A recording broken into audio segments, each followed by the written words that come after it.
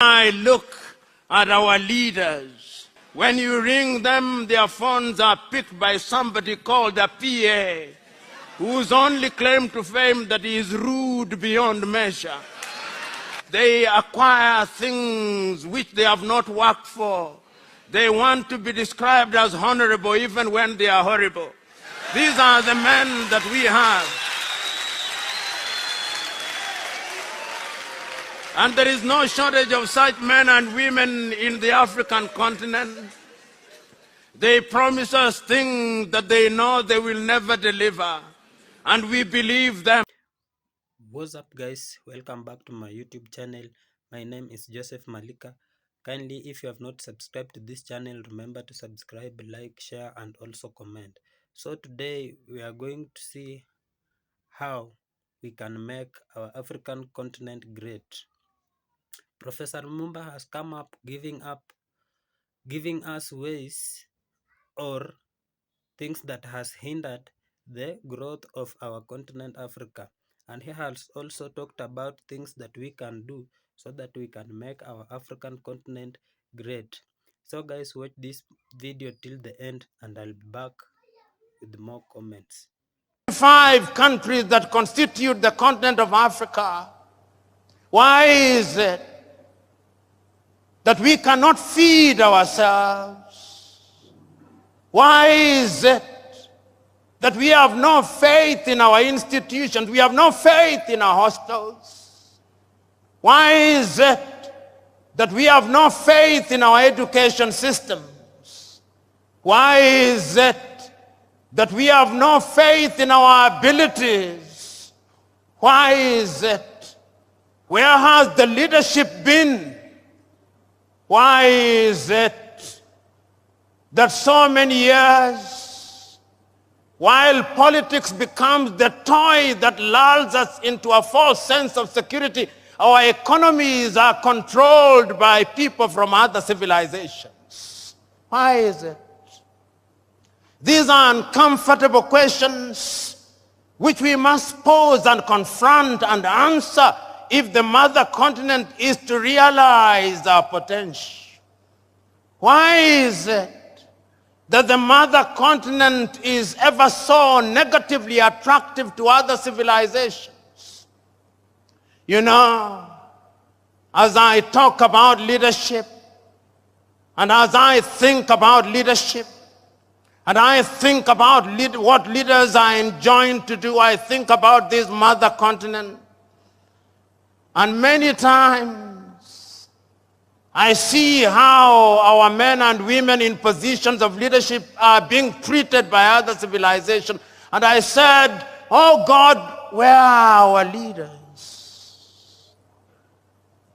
When the world congregates under the G7, there are no African leaders there. The best they can do is to invite 1 or 2. And beyond the photo opportunity, they are told to go away, and go away they do. When there is a meeting of the G20, it is the same thing. There is no African leader there.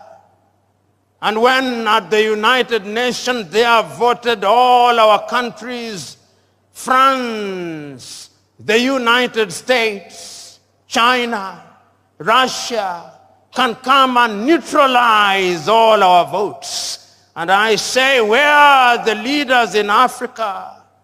And as you observe African leadership today, they are summoned by different leaders in the world. If the Japanese do not summon them to Tokyo under UNCTAD, the Indians are summoning them to New Delhi. And if the Indians are not summoning them, the Turks are summoning them. And if the Turks are not summoning them, the Chinese are summoning them. In the next 2 weeks, they will have been summoned to the United States of America. Summoned, I use. Africans who are watching this scenario ask, where are our leaders? Which begs the question, who is a leader? Is leadership the occupation of office? Is leadership the occupation of the office of the president? Is it the occupation of the office of a senator or a member of parliament? Or the occupation of these high-sounding positions which gives us honorifics? Is that what leadership is? From where I sit, that is pseudo-leadership. From where I sit, leadership is about service. Leadership is about honor and privilege to serve. That is why I still understand the men of old, the men of wisdom who said, he who is greatest amongst you must be your servant. This is what Africa is asking for. And Africa has been asking this question since she regained her independence. You know, when one is talking about leadership in Africa, one must go into history and ask ourselves, what was leadership before we were rudely disrupted? We had our traditional rulers. How did they govern? For whose benefit did they govern? They are still there, the traditional rulers. How do they fit in the new dispensation?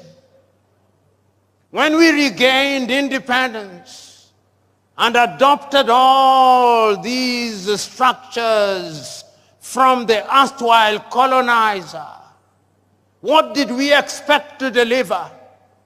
That great American Pan-Africanist John Hendricks Clark says that when Africans regained their independence, not a single one of them re-examined the style of leadership.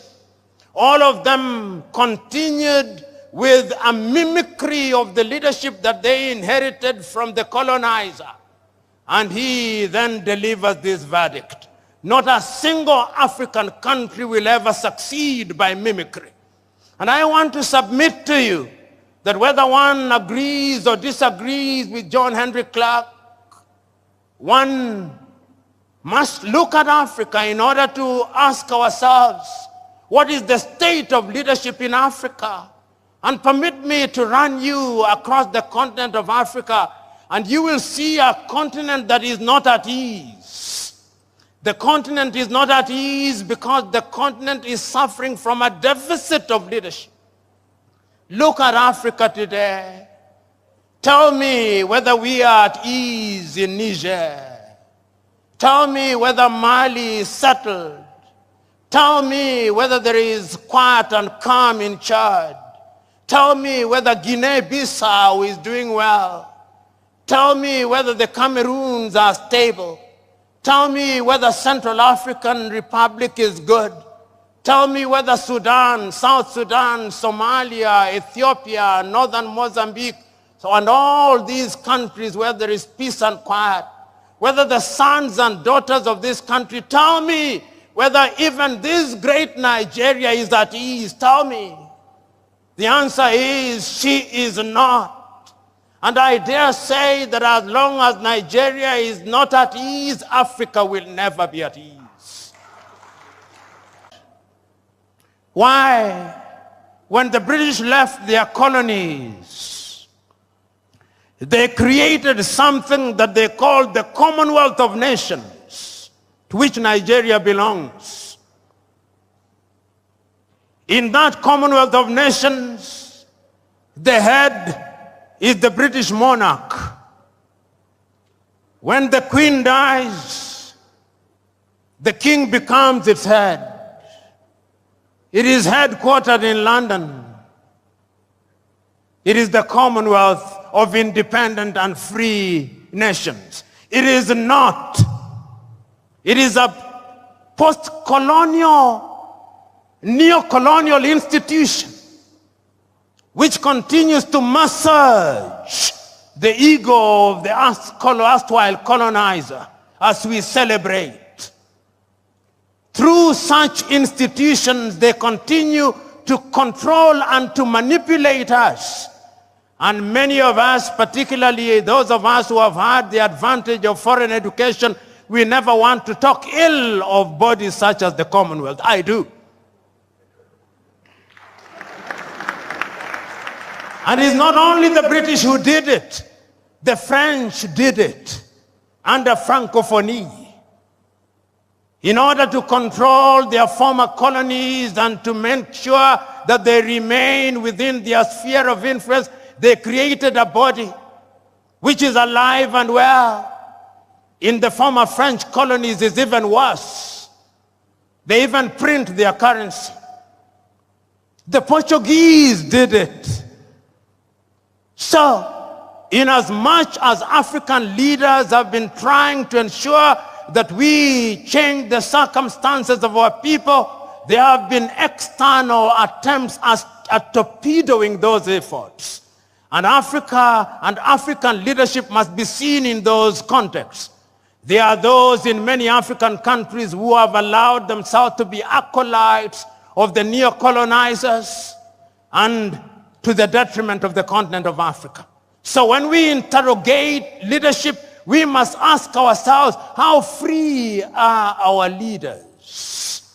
How free are our politicians from external influence? But is that an excuse? No. It cannot be an excuse. Leaders in a multi-ethnic environment must also be different. You know, Nigeria, as Chinua rightly said, like all African countries, is an artificial entity. Chinua says in his book, The Trouble with Nigeria, that there is nothing comparable to how the European nations were created. There is no Nigerian, Chinua Achebe says, in the same way as there is a Danish or a Swedish or a Norwegian. Nigeria is a unique state with many states. The same is true of Kenya. The same is true of Ghana. Nigeria possibly has over 500 nations within her. Tanzania, 136. The Democratic Republic of Congo, 306. Kenya, 42. Uganda, 56. In order to be a leader in such countries, those who have the honor and privilege must be men and women who are prepared to ensure that they weld the bonds amongst those people. As Samora Moises Machel said, if the post-colonial African country is to succeed, the tribe must die. And the tribe must die because if the tribe does not die, then the new nation will never thrive. And I did not understand Samora Moises Machel to say that he should stop being a Yoruba. No. I did not understand him to say that he should stop being a thief or to stop being an Igbo or Hausa or a Fulani. No. Those are cultural mosaics which when put together make our nations beautiful and strong. But what do we do in most of Africa? We use those cultural differences to divide the people. We use those cultural differences to reinforce centrifugal forces and therefore threaten the very nation which we want to serve. I am telling all of us who are present here, and many of you who are present in this assembly who are honored and respected and claim to be leaders, that you have a duty to ensure that you are in front in order to serve and not to be served.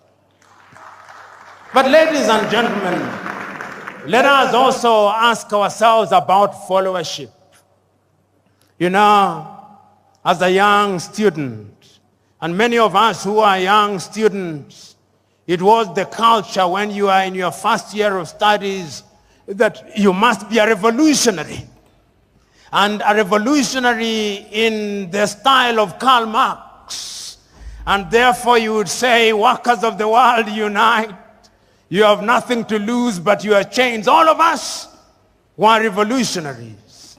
And we used to say then that the safety of the bourgeois demands that the proletariat be kept in the most profound ignorance. We were revolutionaries. Who is a leader? Is he a leader who allows meta-ignorance to reign supreme amongst the people he or she is leading? Is it the duty of a leader to ensure that he leads men and women who are enlightened? Men and women who can question what he or she is doing?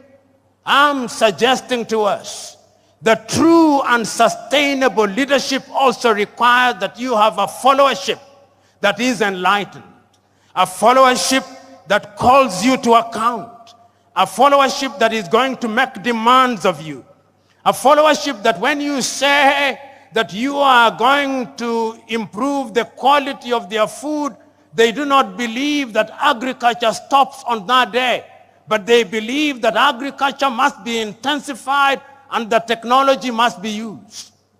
A followership which knows that when you say you are going to deliver heaven on earth, they know that that is merely an advertisement that you are incapable of delivering heaven on earth.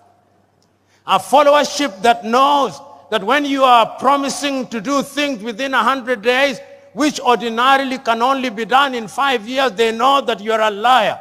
A followership that is capable of discerning that when you speak things, there are many variables, and it is the duty of a leadership to ensure that such a leadership is indeed created. What do African leaders do? African leaders in many African countries have now assigned the question of education, educating their followers to NGOs and CBOs, which are financed by the Americans, which are financed by the Europeans, which are financed by other civilizations. How do you think, how do you imagine that the people of Denmark would have the interest of Nigeria at their heart? How are you satisfied that all those civic education activities that are being undertaken in Borno, or in Maiduguri, or in Abeokuta, financed by USAID, are meant to be for the benefit of Nigeria? Because the last time I checked, the English used to say, he who pays the piper calls the tune.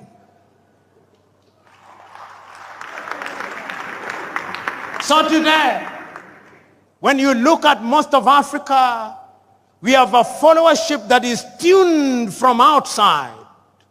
It is not a followership that is tuned from inside.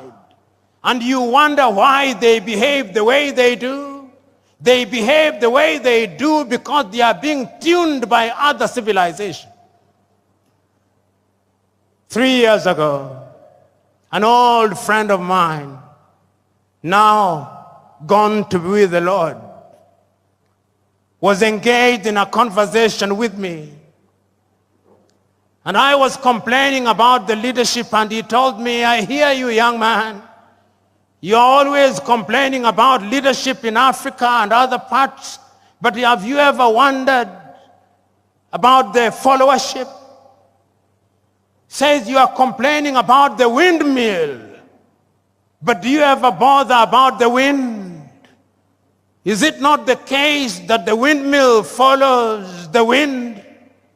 I'm suggesting to you that Africa will never realize our potential as long as the critical mass of our people are immersed in sorrow and want. I am suggesting to you that Africa is not going to grow as long as you who are in positions of leadership have perfected the art of appealing to the stomachs rather than the minds of the men and women that you lead. I'm suggesting to you that Africa is not going to realize our potential as long as we continue to conduct the politics of money and money bags, not the politics of ideas. I'm suggesting to you that Africa is never going to realize our potential as long as we are dividing our people along ethnic lines. I'm suggesting to you that as long as you who are in positions of honor and privilege are in the business of dividing our people on the basis of religion, Africa is not going to realize our potential. I remember in 1982, I watched a movie about Mahatma Gandhi, and I remember that great man saying in one of the scenes in the movie that he remembers one day when somebody who was more enlightened than the other preachers came, and he said that on that day he saw that preacher reading from the Muslim Quran on to the Christian Bible, on to the Jewish Torah, on to the Hindu Gita, and on to incantation in African religion, as if it did not matter which book was being read as long as God was being worshipped. I look forward to the day when those of you who are in positions of leadership will be able to tell our people, wherever they are in Nigeria or Africa, that it is not for us to fight for God. If I have a God for whom I have to fight for, that is not a God. The God that I worship fights for me. And if we accept that that is the nature of God, that is omnipresent, omniscient, and he knows all, then we are going to unite our people. In other words, I'm saying that if we are going to have a followership that is going to change the continent of Africa, we have got to exercise the ghost of ethnicity. We have got to exercise the ghost of ignorance. We have got to exercise the ghost of poverty. We have got to exercise the ghost of narrow-mindedness. Fellow Africans, fellow Nigerians, it is still true that everything fails and falls on leadership. It is true that we men and women are in unique positions. Abu Bakr, Olusala, Saraki. If Africa wants to be at ease, Nigeria must be at ease. She is the largest economy in Africa. She has a population of over nearly 200 million people. One in every African is a Nigerian. She is represented in every sector. If you want the best engineers in the continent, they are Nigerians. If you want the best doctors, they are Nigerians.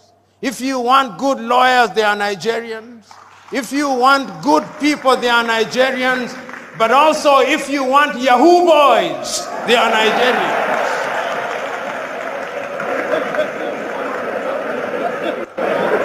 Nigeria is a great country.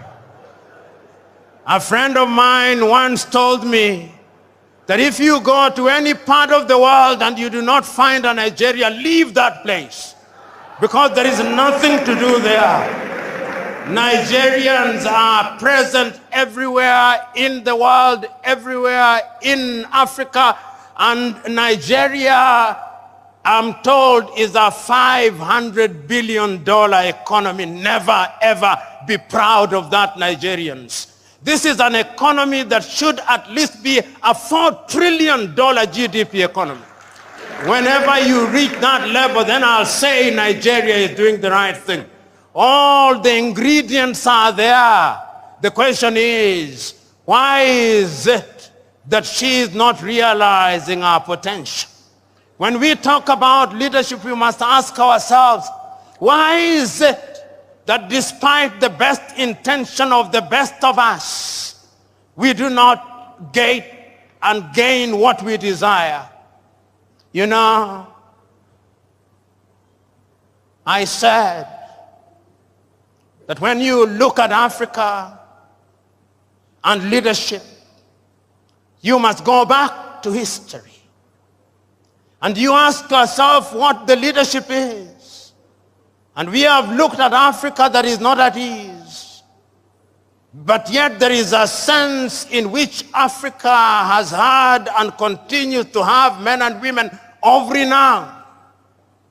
I remember, courtesy of history, when Africa was struggling for our independence. I can remember that great meeting in Manchester in the United States of America, the Pan-African meeting. And history tells me that Nigeria was there. Chief of Bafemi Awolowo was there in 1945. And I can still remember his words spoken about African unity.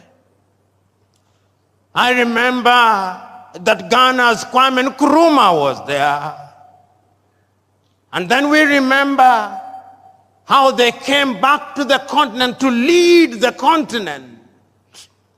And I am still wondering how in those days, without the benefit of the internet, without the benefit of all means of communication that we now have today, that those men and women were able to govern and to galvanize the attention of the continent of Africa for the sake of Africa. They were there throughout. But even prior to that, I can still remember another great African talking about leading Africa out of our state, the great South African Pixley Kaisa Kaseme in 1906 in Columbia in the United States of America, say Africa must be regenerated. When all these things happened, there were leaders in Africa at that time, and their mandate was cut out for them. Their mandate was to ensure that we broke the colonial chains, and we did. I remember, and many of you here, courtesy of history, will remember many Africans at that time, and if I name them, you will agree with me that they were leaders. So guys, this is Professor Lumumba highlighting some of the problems we Africans and all African countries are going through. He has come up telling us or asking African leaders how we can make Africa great.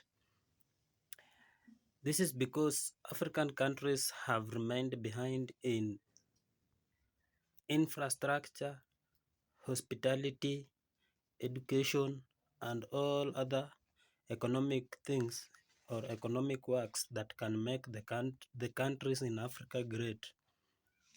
He has also come up saying that the reason why African countries or African as a whole continent is at risk is because our leaders who we do elect are leaders of self-reliance. They only rely on themselves, their families. The leaders are corrupt, our leaders of self-reliance. So this has led to all countries in Africa undergoing serious problems when we come to education, when we come to things to do with infrastructure, hospitality. He is asking us to make up a revolution that will change our all African countries and improve everything that is undertaken into the continent of Africa. He has said that Africa is a class of resources, natural resources that can be used to make up finished goods that are of high quality and that can be sold of high much money onto the markets. so that the money can improve everything that it's done into Africa. But when we look at our leaders, the leaders use our resources, selling them to white countries, and back the revenue is used on only their businesses. We have seen our African leaders doing businesses with the whites, which businesses doesn't benefit the African people. They only benefit themselves. Our leaders are angry and greedy. They only want to feed themselves. They only want everything for themselves. We have seen education in African countries. Education is very low because students lack materials to work on so that they can better their education. Schools lack infrastructures. Schools lack money. Schools lacks. We can see classrooms. I mean, the quality of materials used in our African schools are very low. And our leaders now, they see that our schools cannot make a good performance for their children, and they take them to learn from abroad. And while we who cannot make it, we use the infrastructures into the continent to better our education, where you can see that the education is not strong. Teachers are not paid because we have people of big stomachs up there who take a lot of money, where the salaries of the teachers reach them in very low wages. He has also said the health facilities. Our hospitals lack drugs, our hospitals lack doctors, our hospitals lack nurses. This is because of bad infrastructure. The doctors are not paid. The hospitals lack medicine, lacks facilities that can help into making the process of treatment easier. So our doctors are applying jobs abroad, even working for the private facilities there because the salaries are high and the facilities of treatment are easier and good and are well managed. So the work is easier for them. When you look at infrastructure into Africa, our roads, our companies, the infrastructure is very low. This is because the materials used are of poor quality, whereas the money that is kept for the project is very high. But our leaders who are angry leaders, who are corrupt leaders, they use the money benefiting themselves, where they bring the little money that has remained to make the projects work, where you can get that they are using poor materials to make the or to construct the better infrastructures that are needed into the continent. So let us take an example of our young African leader in Burkina Faso. He has come up uprooting all colonial ways of life, where that he says they have been oppressing us, using our countries or using our continent to benefit their own continents and countries. So he has come up, you have uniting the people of Burkina Faso, making better lives for them, creating employment for them, creating good facilities in health, good facilities to education, where he has now revolved his country to an African country where the colonial rules have been uprooted. he is now coming up asking also the other young leaders into the continent not to be very close to the whites who come up greedy asking for our resources to go and make their continents better than the continents that produce materials for them. He also the professor has said we should uproot all the aged leaders and create a revolution for the youngest leaders. The young leaders are only able to work up because they can easily interact with citizens, and also they can listen to the citizens. So guys, I will not talk too much. I'm only asking you, if you haven't subscribed to this channel, remember to subscribe, like, share, and also comment. See you on my next video. Bye.